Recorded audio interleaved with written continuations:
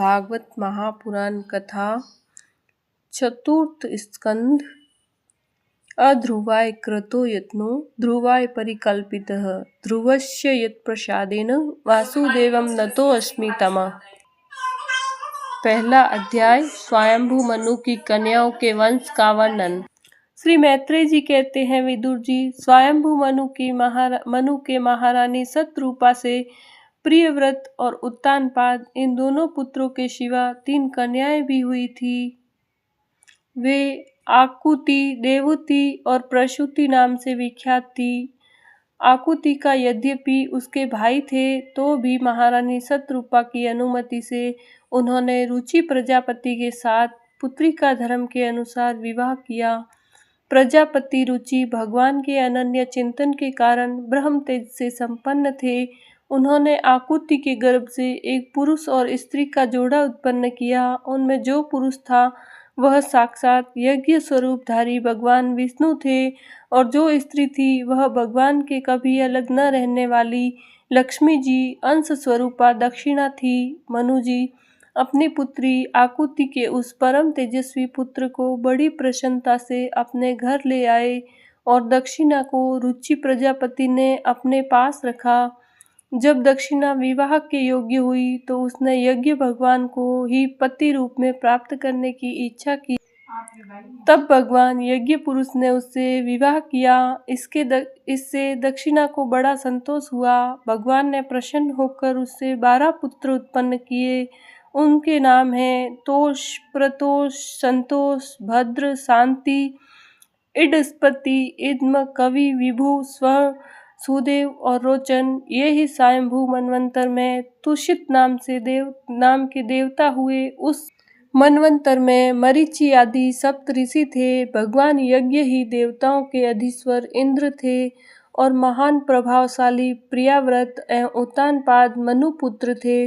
वह मनवंतर उनकी दोनों के बेटों, पोतों और दोहित्रियों के वंश से छा गया। प्यारे विदुर जी, मनु जी ने अपनी दूसरी कन्या देवहूति कर्दम जी को ब्याही थी। उसके संबंध की प्रायः सभी बातें तुम मुझसे सुन चुके हो। भगवान मनु ने अपनी तीसरी कन्या प्रसूति का विवाह ब्रह्मा जी के पुत्र दक्ष प्रजापति से किया था। उसकी विशाल वंश परंपरा तो सारी त्रिलोकी में फैली हुई है।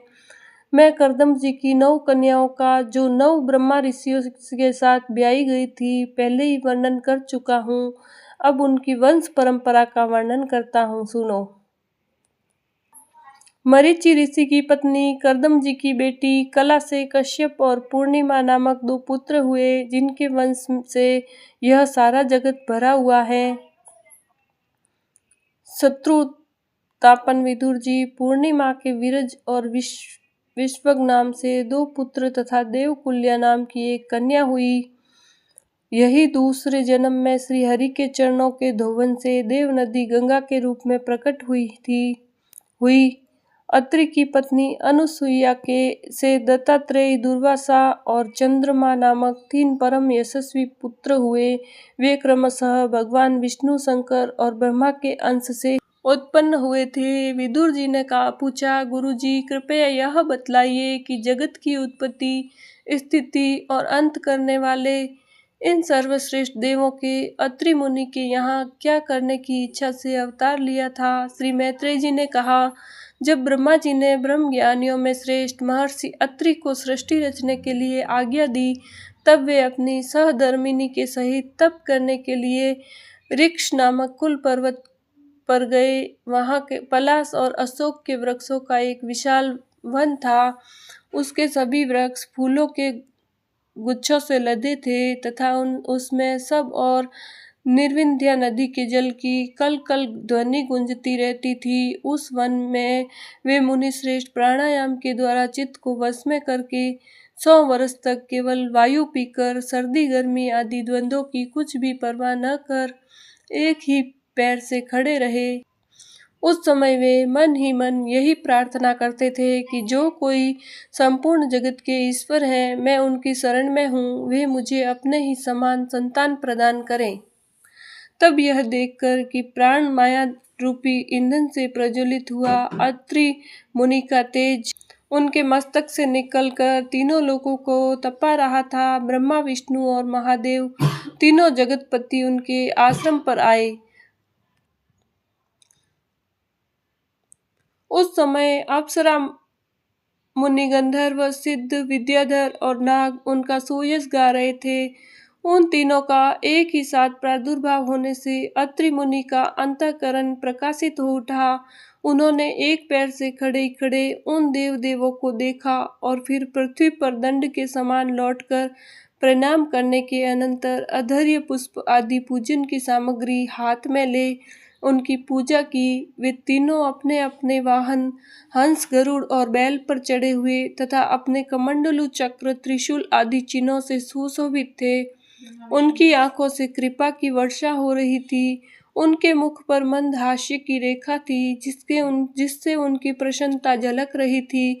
उनके तेज से चांदिया कर मुनिवर ने अपनी आंखें मूंद ली। वे चित्त को उन्हीं की ओर लगाकर हाथ जोड़ अति मधुर और सुंदर भावपूर्ण वचनों में लोक में सबसे बड़े उन तीन देवों की स्तुति करने लगे। अत्रि मुनि ने कहा, भगवान, प्रत्येक कल्प के आरंभ में जगत की उत्पत्ति, स्थिति और लय के लिए जो माया के सत्व आदि तीनों गुणों का विभाग करके भिन्न भिन्न शरीर धारण करते हैं, वे ब्रह्मा, विष्णु और महादेव आए ही है। मैं आप ही हैं। मैं आपको प्रणाम करता हूँ। कहिए, मैंने जिनको बुलाया था, आप में से वे कौन महानुभाव हैं? क्योंकि मैंने तो संतान प्राप्ति की इच्छा से केवल एक सुरेश्वर भगवान का ही चिंतन किया था। फिर आप तीनों ने यहाँ पधारने की कृपा कैसे की? आप लोगों तक तो देहधारियों के मन की गति भी नहीं है, इसलिए मुझे बड़ा आश्चर्य हो रहा है। आप लोग कृपा करके मुझका इसका रहस्य बतलाइए। श्री मैत्रेय जी कहते हैं, समर्थ विदुर जी, अत्रि मुनि के वचन सुनकर वे तीनों देव हंसे और उनसे सुमधुर वाणी में कहा। देवताओं ने कहा, ब्राह्मण, तुम सत्य संकल्प हो, अतः तुमने जैसा संकल्प किया था वही होना चाहिए। इससे विपरीत कैसे हो सकता था? तुम जिस जगदीश्वर का ध्यान करते थे वे हम तीनों ही हैं।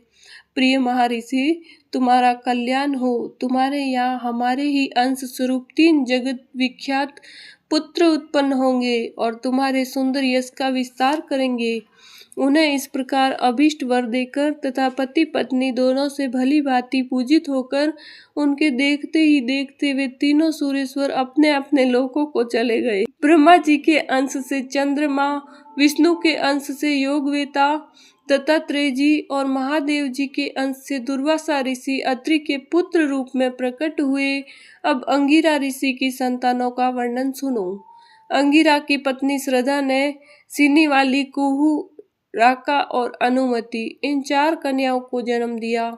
इनके सिवा उनके साक्षात भगवान अतथ्य जी और ब्रह्मानिष्ठ बृहस्पति जी ये दो पुत्र भी हुए जो स्वरोचित मनवंतर में विख्यात हुए। पुलस्त्य जी के उनकी पत्नी हविर्भू से महर्षि अगस्त्य और महातपस्वी विश्रवा ये दोनों पुत्र हुए। इनमें अगस्त्य जी दूसरे जन्म में जठराग्नि हुए। विश्रवा मुनि के इडविडा के गर्भ से यक्षराज कुबेर का जन्म हुआ और उनकी दूसरी पत्नी केसिनी से रावण, कुंभकर्ण और विभीषण उत्पन्न हुए।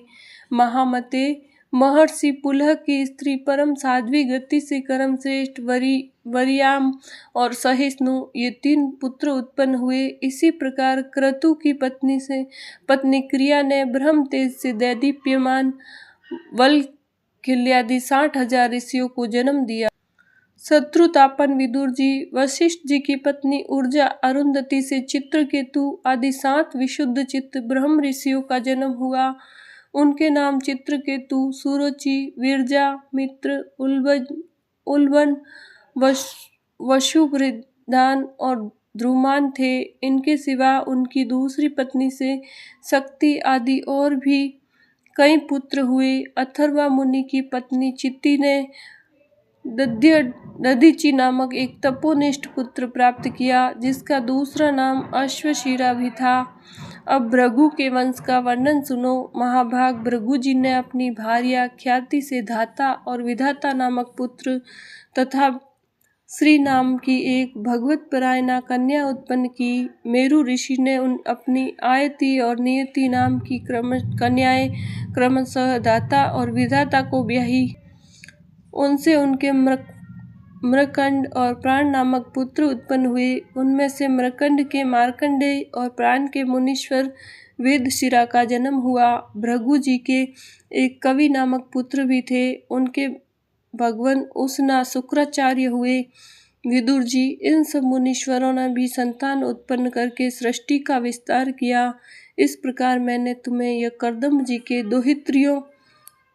दोहित्रों की संतान का वर्णन सुनाया। जो पुरुष इसे श्रद्धा पूर्वक सुनता है उसके पापों का यह तत्काल नष्ट कर देता है। ब्रह्मा जी के पुत्र दक्ष प्रजापति ने मनुनंदिनी प्रसूति से विवाह किया। उससे उन्होंने सुंदर नेत्रों वाली 16 कन्याएं उत्पन्न की। भगवान दक्ष ने उनमें से 13 धर्म को, एक अग्नि को, एक समस्त पितृगण को और एक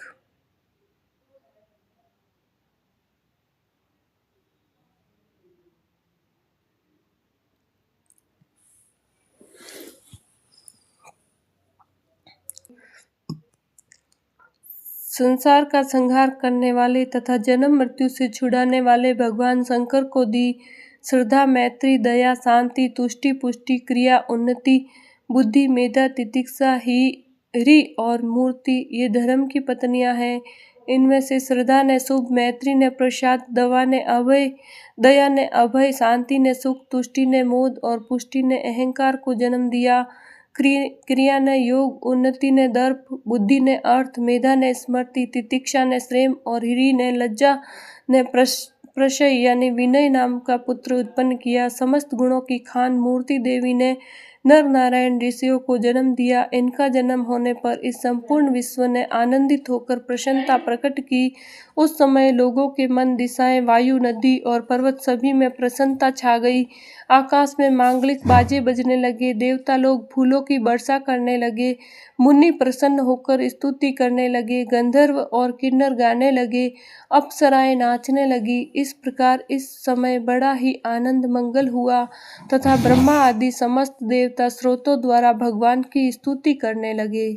देवताओं ने कहा, जिस प्रकार आकाश में तरह तरह के रूपों की कल्पना कर ली जाती है, उसी प्रकार जिन्होंने अपनी माया के द्वारा अपने ही स्वरूप के अंदर इस संसार की रचना की है और अपने उस स्वरूप को प्रकाशित करने के लिए उस समय इस ऋषि विग्रह के साथ धर्म के घर में अपने आप को प्रकट किया है, उन परम पुरुष को हमारा नमस्कार है। जिनके तत्व का शास्त्र के आधार पर हम लोग केवल अनुमान ही करते हैं, प्रत्यक्ष नहीं कर पाते, उन्हीं भगवान ने देवताओं को संसार की मर्यादा में किसी प्रकार की गड़बड़ी न हो इसलिए सत्व गुण से उत्पन्न किया है। अब वे अपने करुणामय नेत्रों से जो समस्त शोभा और सौंदर्य के निवास स्थान निर्मल दिव्य कमल को भी नीचा दिखाने वाले हैं, हमारी ओर निहारें। प्यारे विदुर जी, प्रभु का साक्षात दर्शन पाकर देवताओं ने उनकी इस प्रकार स्तुति और पूजा की। तदंतर भगवान नर नारायण दोनों गंधमादन पर्वत पर चले गए। भगवान श्री हरि के अंशभूत वे नर नारायण ही इस समय पृथ्वी का भार उतारने के लिए यदु कुलभूषण श्री कृष्ण और उन्हीं के स्वरू के श्याम वरण कुरुकुल तिलक अर्जुन के रूप में अवतीर्ण हुए हैं। अग्निदेव की पत्नी स्वाहा ने अग्नि के ही अभिमानी पावक, पवमान और सूचि ये तीनों पुत्र उत्पन्न किए। ये तीनों ही हवन किए हुए पदार्थों का भक्षण करने वाले हैं। इन्हीं तीनों से 45 प्रकार के अग्नि और उत्पन्न किए। ये ही अपने 3 पिता और 1 पितामह को साथ लेकर 49 अग्नि कहलाए। वेदज्ञ ब्राह्मण वैदिक यज्ञ कर्म में जिन 49 अग्नियों के नामों से आग्नेय इष्टिया करते हैं, वे ये ही है: अग्नि, शाश्वत, महिषद, सोमद और आज्यप ये पितर हैं। इनमें साग्निक भी हैं और निराग्निक भी हैं। इन सब पितरों की पत्नी दक्ष कुमारी स्वधा है। इन पितरों से स्वधा के धारिणी और वयुना नाम की 2 कन्याएं हुई। वे दोनों ही ज्ञान विज्ञान में पारंगत और ब्रह्म ज्ञान का उपदेश करने वाली हुई। महादेव जी की पत्नी सती थी। वे सब प्रकार से अपने पति देव की सेवा में संलग्न रहने वाली थी, किंतु उनके अपने गुण और शील के अनुरूप कोई पुत्र नहीं हुआ, क्योंकि सती के पिता दक्ष ने बिना ही किसी अपराध के भगवान शिव के प्रतिकूल आचरण किया था। इसलिए सती ने युवावस्था में ही क्रोधवश योग के द्वारा स्वयं ही अपने शरीर का त्याग कर दिया था। बोलिए श्री कृष्णचंद्र भगवान की जय।